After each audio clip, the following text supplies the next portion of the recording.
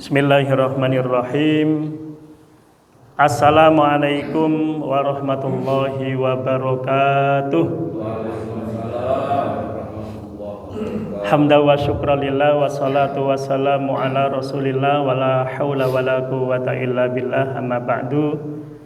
Ingkang kula hormati segenap takmir dan jamaah salat subuh Masjid Al-Hafid Wonosari nggih Pak. Lingkungan Wonosari tukang kayu Sobo, yang semoga senantiasa dimuliakan Allah Subhanahu wa taala. Mari kita sejenak wakafkan waktu kita sekitar 20 menit ke depan untuk menambah wawasan kita tentang ajaran Islam. Kita awali dengan pembacaan surat Alam Nashrah satu kali dengan harapan kula panjenengan senantiasa mendapat tambahan ilmu yang berkah dan manfaat fid dini wad dunya wal akhirah. Bismillahirrahmanirrahim.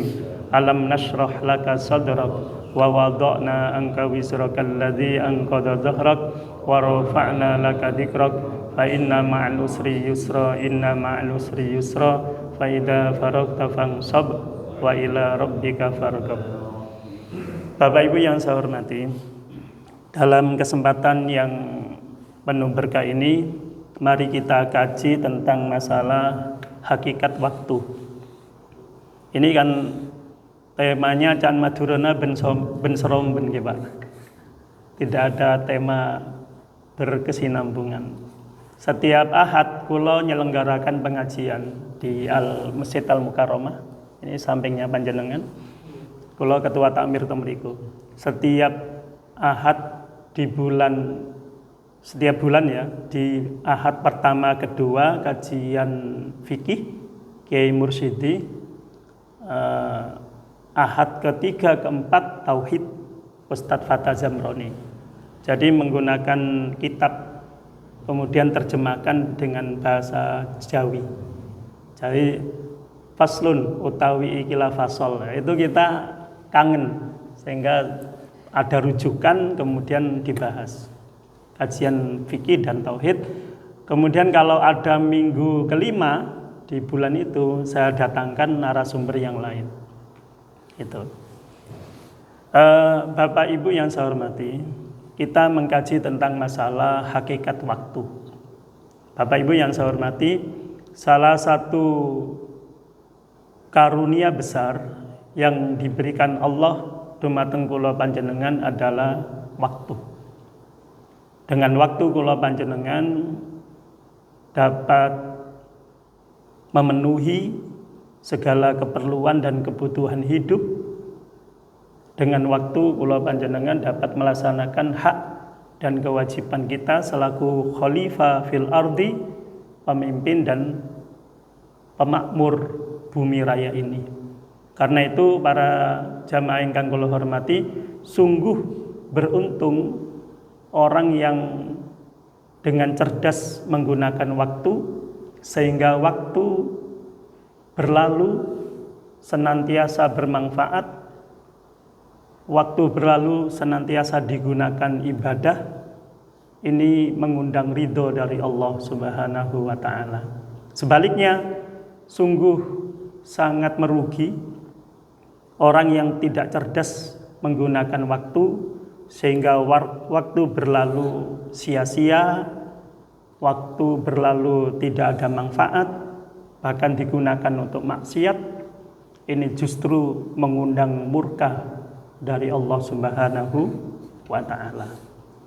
Sampai begitu pentingnya waktu, Bapak Ibu ingkang kula hormati, di banyak ayat Allah itu bersumpah menggunakan waktu, ya, bersumpah.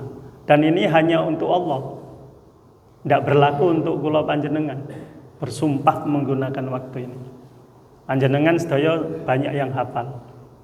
Dalam surat Al-Asr Allah bersumpah wal asri, demi masa, demi waktu asar.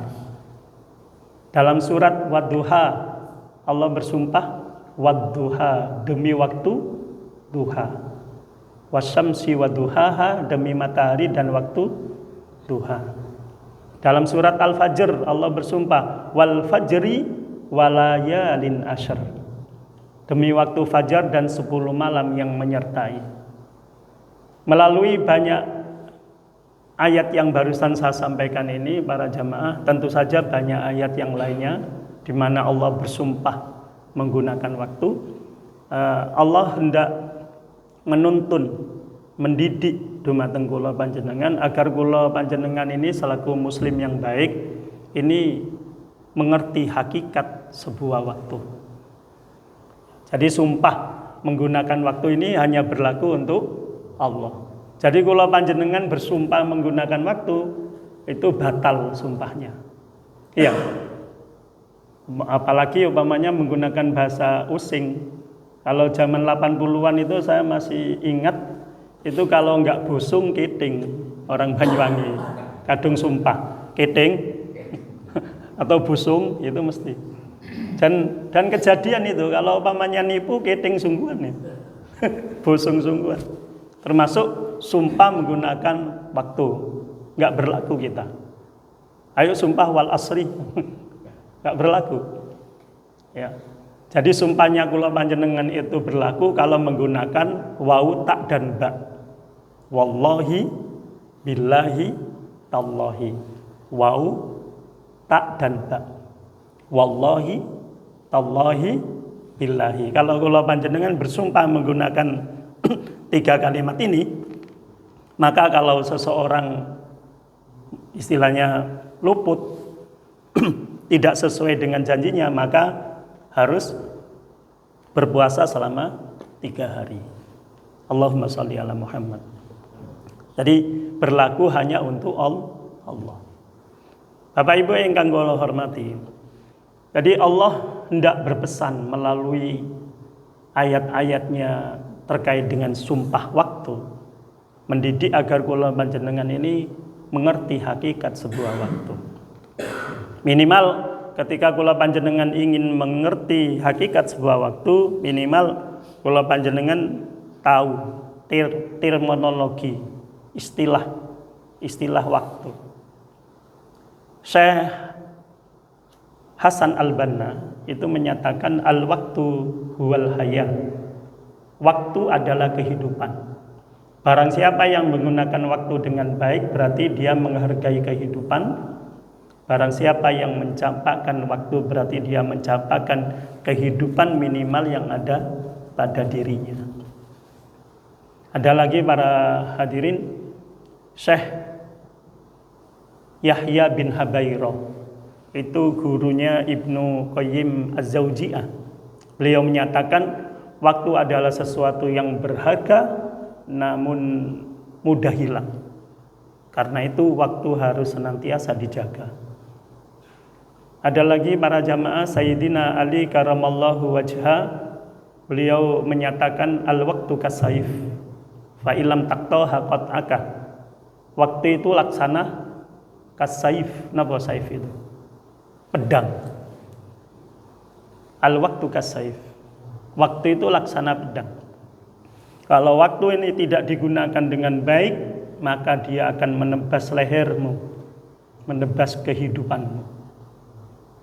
Terus Sayyidina Ali, baginda kita, baginda Rasul kita, Nabi Muhammad Sallallahu Alaihi Wasallam, tentu saja banyak hadis-hadis beliau yang menerangkan tentang hakikat sebuah waktu.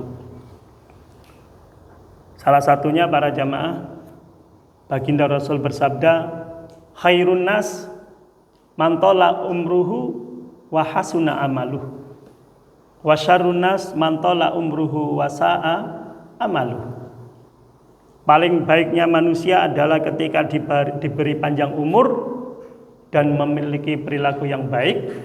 Paling jeleknya manusia adalah ketika diberi panjang umur memiliki perilaku yang jelek.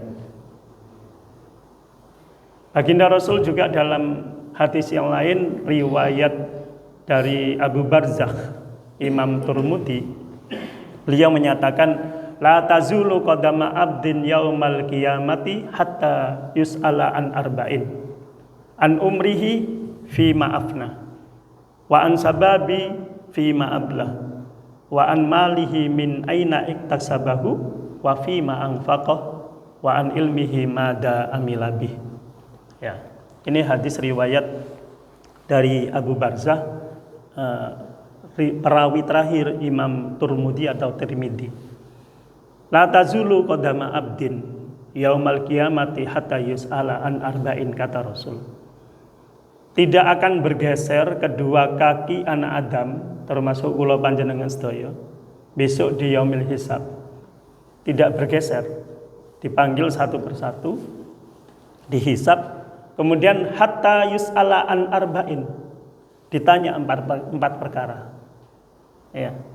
Pertanyaan pertama, an umrihi. Pertanyaannya, an umrihi fi ma'afna, umurmu, ya, kau habiskan untuk apa? Kau gunakan untuk apa? Pertanyaannya, Pak, terkait hakikat waktu ini. Umur kula panjenengan selaku umat Rasul ini diantara berapa, Pak? 60 benar? Mboten aja ngeden-ngedeni, Pak. Ada yang umur sekarang 59 tahun, 11 bulan, 29 hari loh, Pak. Berarti kata Rasulullah, umur umatku itu a'maru min ummati min sittin ila sab'in wa aqalluhum mayyajuzu dzalik. Kata Rasulullah, umur umatku itu antara 60 sampai 70 tahun. Sedikit sekali orang yang lebih dari itu. Kula mboten ngeden-ngedeni ya, Pak. Umur umatku itu antara 60 sampai 70. Sedikit kita jumpai orang yang lebih dari itu. Ya. Sedikit. Wa aqalluhum mayyajuzu dzalik. Ya, 60 70 antara itu. Umurmu diberi, taruhlah baginda Rasul orang yang paling mulia di setiap di setiap keadaan aja ya, di setiap alam itu aja diberi jatah 63 tahun oleh Rasulullah. Berarti ya standarnya ya segitu, sesuai dengan yang disampaikan beliau. Umurmu usia 60 sampai 70 itu kau gunakan untuk apa? Akan ditanya, Pak. Terutama ketika kula panjenengan akil balik sampai akhir hayat. Karena sebelum akil balik ini kita dalam posisi belum mukallaf. Belum sebagai pihak yang belum kena beban hukum. Kemudian yang kedua, wa'an sababi fi ma'ablah. Masa hebatmu, masa jayamu, masa mudamu ketika kula panjenengan punya jabatan, kau dermakan untuk apa? Ini pertanyaannya yang kedua. Ya. Jadi lurah, jadi camat, termasuk jadi RT, ketua takmir. Ya. Itu akan ditanya. Kemudian yang ketiga, wa an malihi min aina iktasabahu wa fi ma anfaqah. Pertanyaannya spesial ini terkait dengan harta. Pertanyaannya yang tadi cuma satu, urusan harta dua. Dari mana kau dapat, kau gunakan untuk apa? Nah, ini urusan uang ini jelimet, Pak. Jelimet. Maka orang-orang kaya itu, ya, itu alamatnya paling belakang, ya, dihisab. Karena paling rumit ini. Dari mana kau dapat, kau gunakan untuk apa? Ini kedua-duanya harus lolos kita. Dari mana kau dapat? Betul umpamanya, tidak neko-neko. Tapi didang tengwingginge, Pak, kau gunakan untuk apa? Ternyata seseorang itu belum zakat, infak, sedekah umpamanya. Atau ini enggak benar dari awalnya. Tapi kemudian akhirnya benar. Dari mana kau dapat? Korupsi. Tapi dibuat zakat, infak, sedekah. Apa bisa kita menyuci sarung pakai air najis, kemudian kita gunakan untuk ibadah? Nah, ini jelimet ini Pak. Makanya ada cerita siapa? Abdurrahman bin Auf. Ya, Abdurrahman bin Auf. Nah, panjenengan kalau kepingin kaya raya, salah satunya sering Fatihah ke beliau Pak. Itu yang salah satu hamba Allah yang kepingin miskin nggak bisa miskin Pak, malah menjadi kaya, makin kaya. Karena mendengar penjelasan Rasulullah betapa yang namanya harta ini menjadi fitnah. Ya, banyak ayat ya yang menerangkan tentang masalah bahwa harta itu adalah fitnah. Ya. Al-malu wal banuna zinatul hayatid dunya wal baqiyatus sholihatu khairun inda rabbika thawaba wa khairun amala dalam surat Al-Kahfi. Wa'lamu annama amwalukum wa auladukum fitnah. Ujian. Banyak. Sehingga kemudian pertanyaannya terkait dengan harta itu, dari mana kau dapat, kau gunakan untuk apa? Ya. Kula panjenengan ini masalah harta, Bapak Ibu yang saya hormati, yang penting banyak asal berkah. Ya begitu ya. Yang penting banyak asal berkah. Sudah sedikit gak berkah. Wah ini ya. Yang penting banyak asal berkah. Kalau Sayyidina Ali itu menasihati dumateng kula panjenengan, harta itu yang penting berkahnya. Sayyidina Ali. Untuk apa kalau banyak tapi nggak berkah? Ngualati. Ya. Makanya urusan masalah hutang itu Rasulullah itu wanti-wanti.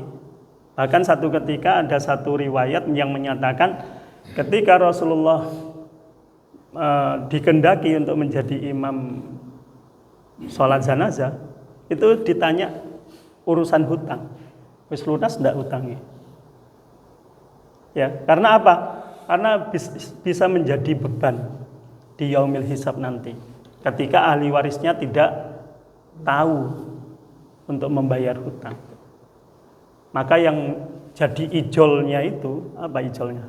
Menjadi gantinya di yaumil hisab nanti itu amal ibadahnya. Karena di sana tidak ada bank BRI, BCA, tidak ada. Sehingga kemudian ijole utangi duit niku dibayar dengan amal ibadah. Itu yang namanya muflis, bangkrut. Atadruna manil muflis, kata Rasulullah. Tahu siapa orang yang bangkrut? Yang salah satunya punya urusan hutang tidak dibayar. Maka menjadi bangkrut karena yang menjadi penggantinya adalah amal ibadahnya. Allahumma sholli ala Muhammad. Bapak Ibu yang saya hormati, yang ketiga, yang terakhir, ilmumu kau dermakan untuk apa? Melalui dalil ayat dan hadis yang saya sampaikan ini, Bapak Ibu yang saya hormati, jelas sekali bahwasanya Allah dan Rasulnya menginginkan dumateng kula panjenengan agar kula panjenengan ini bisa optimal, bisa maksimal mengelola waktu selama di dunia ini. Ingat, dunia ini penting loh Pak. Ya. Istilahnya mohon maaf, mungkin bisa saja orang salah kaprah. Penentu kula panjenengan mulia dan hina di dunia, di akhirat adalah dunia. Ya. Kesempatan kita hanya di dunia. Karena yang dinilai itu urusan kula panjenengan selama di dunia. Sehingga ada satu riwayat yang menyatakan ad-dunya mazra'atul akhirah. Dunia adalah tempat ladang kita bercocok tanam amal ibadah. Kan itu Pak. Kemudian baru kita unduh, kita panen di akhirat nanti. Maka harus hati-hati kita dalam urusan dunia ini. Harus hati-hati. Bapak Ibu yang saya hormati, beberapa figur yang patut untuk kita teladani bersama, ini tokoh-tokoh yang saya sampaikan ini luar biasa. Mengelola waktu selama di dunia menjadi orang yang luar biasa yang patut untuk kita teladani bersama.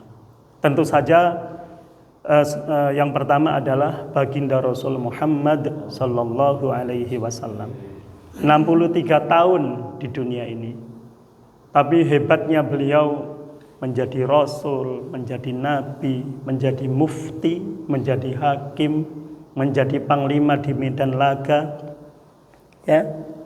Tempo hari saya waktu di Tanah Suci ini di Jabal Uhud itu istilahnya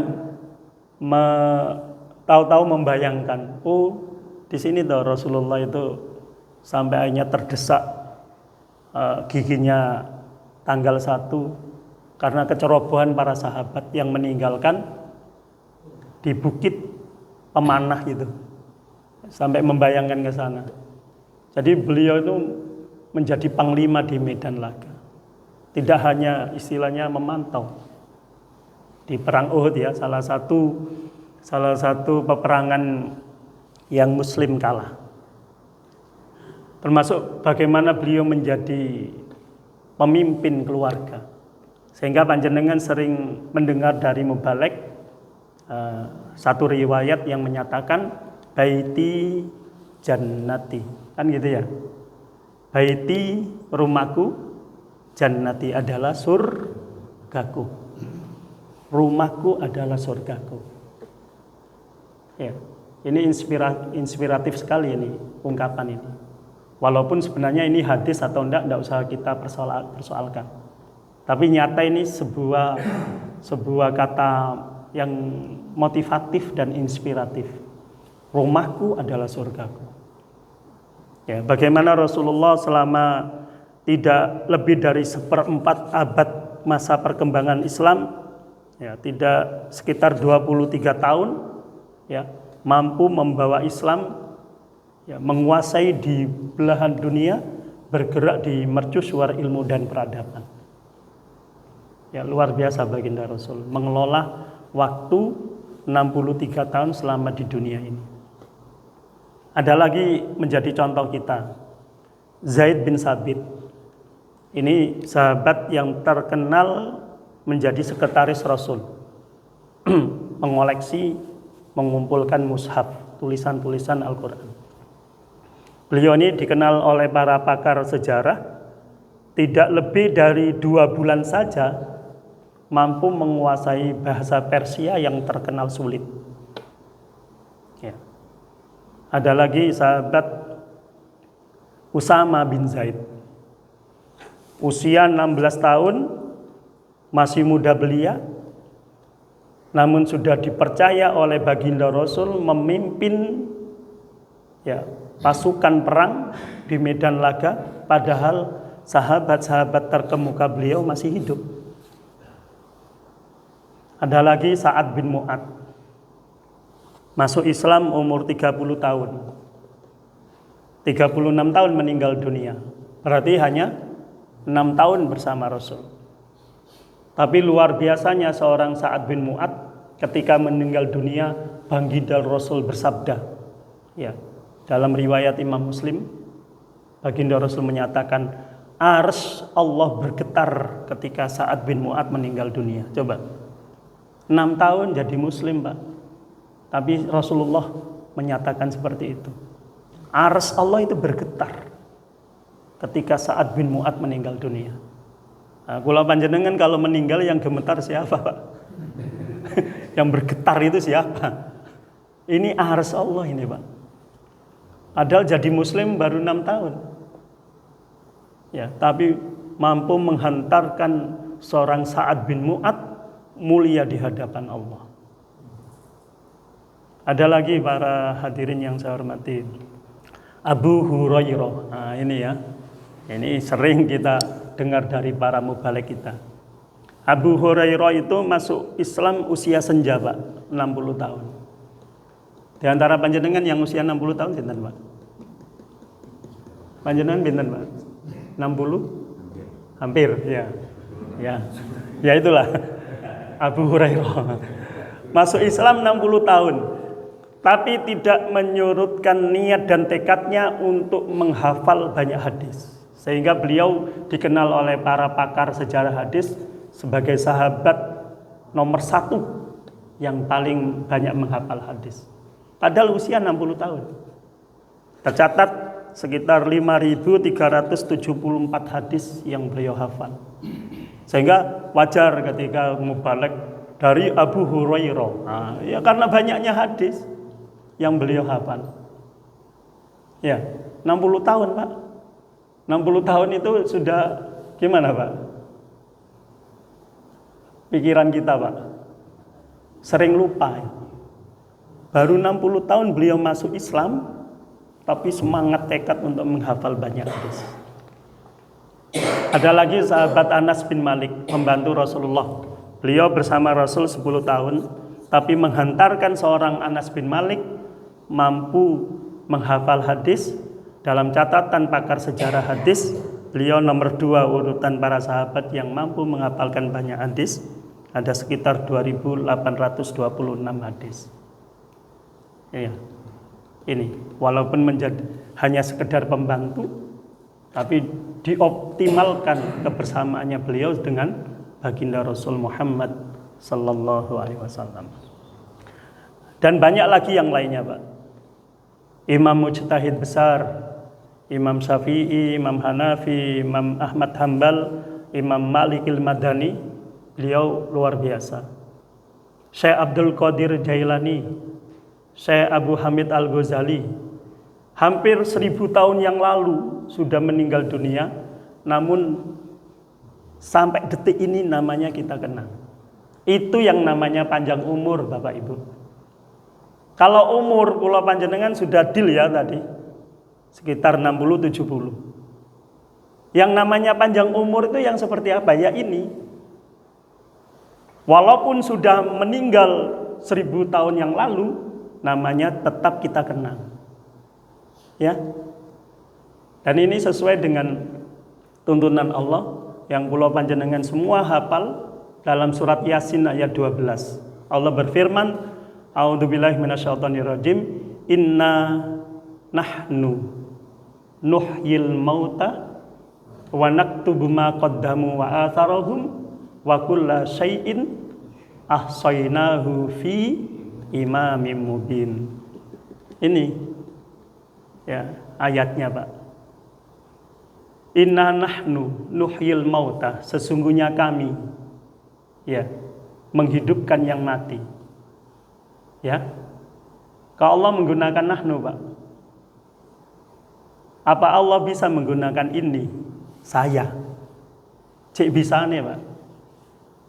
Tapi Allah mendidik kula panjenengan agar kula panjenengan ini menghargai orang-orang yang ada di sekitar kita. Walaupun memberi kontribusi sedikit. Allah itu Allah, Pak. Tapi Allah menyatakan inna nahnu, sesungguhnya kami.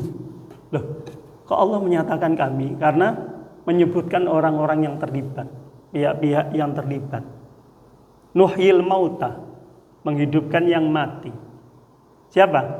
Berarti melibatkan para malaikat, ya enggak? Termasuk menurunkan Al-Quran, inna nahnu nazzalna dzikra, kan gitu ya.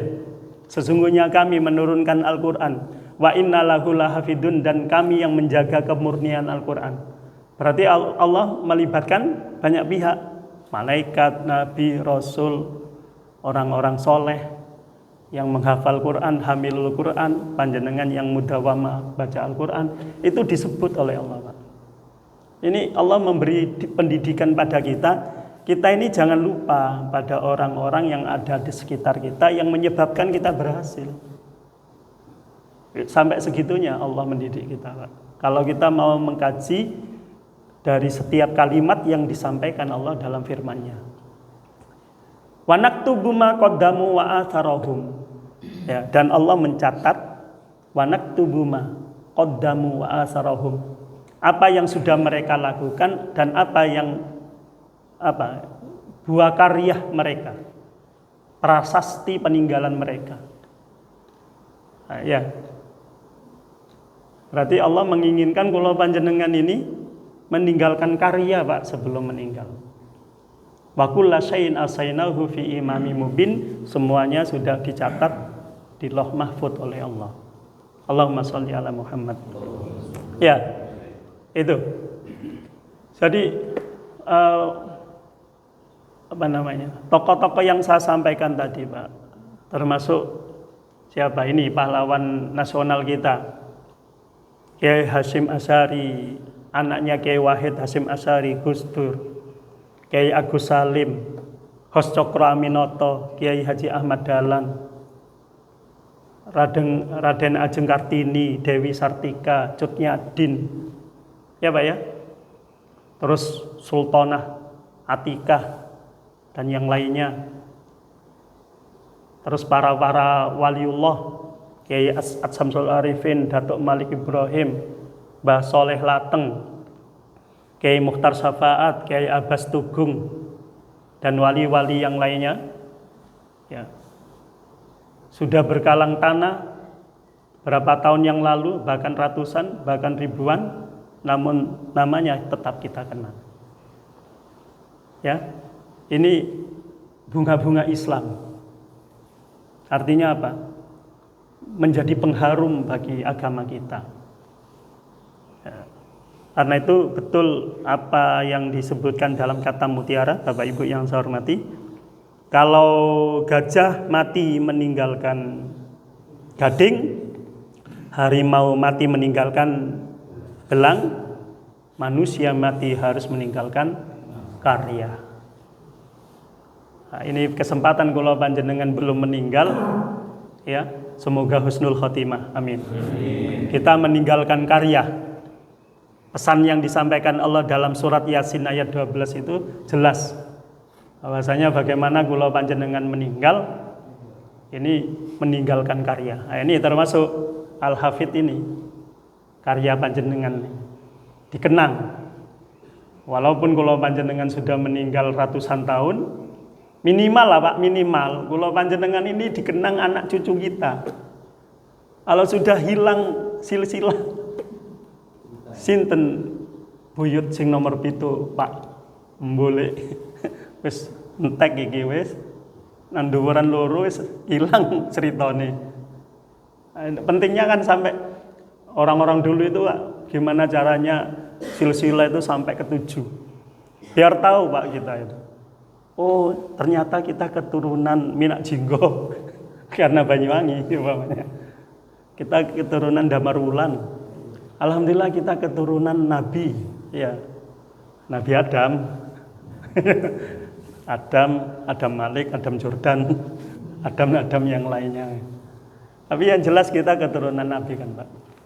Allahumma sholli ala Muhammad. Jadi itu yang kita ingat, bahwasanya kita harus meninggalkan karya. Bapak Ibu yang saya hormati, terakhir yang ingin saya sampaikan, kita ini sebentar di kehidupan dunia ini Pak. Kalau kita membandingkan dengan, ini terkait dengan kajian relativitas waktu. Mungkin bisa suatu saat kita kaji, Pak. Jadi kalau kita terkait dengan relativitas waktu, ternyata kita ini sebentar hidup di dunia ini. Ayo Pak, panjenengan masa kecil kan masih diingat sampai sekarang, Pak. Ya. Masa kecil kita itu masih ingat kita. Padahal berapa tahun lagi kita sudah meninggal. Saya cuma coba membandingkan satu ayat saja Pak. Al-Ma'arij ayat 4. Panjenengan bisa lihat. Saya lupa ayatnya. Ta'arujul malaikatu waruhu. Ta'arujul malaikatu waruhu.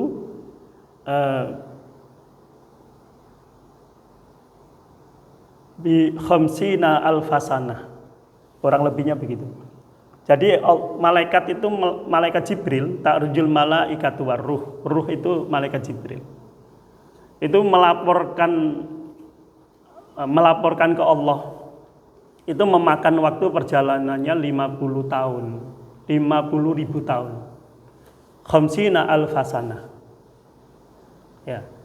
Ini disebutkan oleh para mufassir, satu hari di kehidupan akhirat itu sama dengan 50.000 tahun. Satu hari kehidupan akhirat itu sama dengan 50.000 tahun. Ya Pak ya. Sekarang tahun berapa Pak? 2024. Itu berapa menitnya akhirat? Satu harinya kehidupan akhirat sama dengan 50.000 tahun. Sekarang tahun ini baru 2024. Kula panjenengan usia, katakanlah kula panjenengan, saya doakan panjenengan semuanya panjang umur 80 tahun. Cukup Pak ya? 80 tahun. Ternyata kalau panjenengan hitung-hitungan, sebenarnya kehidupan jenengan kalau dibanding di akhirat, jangan-jangan cuma 1 jam. Atau kalau menurut Al-Ma'arij ayat 4 ini Pak, ternyata kehidupan kita cuma 5 menit. 5 menit Pak. Sebentar kehidupan kita ini. Yang dulu anak-anak sekarang sudah punya anak. Habis ini punya cucu. Ya Pak ya. Maka bagaimana selaku muslim yang baik, kita berusaha sisa umur kita optimalkan. Ya. Demi Allah, demi Rasul, demi Islam, demi Al-Hafidh, demi masyarakat kita. Nyata bahwasanya khairun nas anfa'uhum linnas. Paling baiknya manusia adalah paling bermanfaat bagi manusia yang lainnya. Bapak Ibu yang saya hormati, mungkin hanya itu yang dapat saya sampaikan. Sedikit kajian kita tentang hakikat waktu ini semoga bermanfaat untuk kita semua. Sebelum saya akhiri, ada pertanyaan? Alhamdulillah tidak ada. Mari kita akhiri bersama dengan doa kafaratul majelis. Bismillahirrahmanirrahim. Subhanakallahumma wa bihamdika asyhadu an la ilaha illa anta astaghfiruka wa atubu ilaik. Dari kami bila mana ada kekhilafan mohon maaf yang sebesar-besarnya. Wallahul hadi ila sawa'is sabil. Ihdinas siratal mustaqim. Assalamualaikum warahmatullahi wabarakatuh. Allahumma salli ala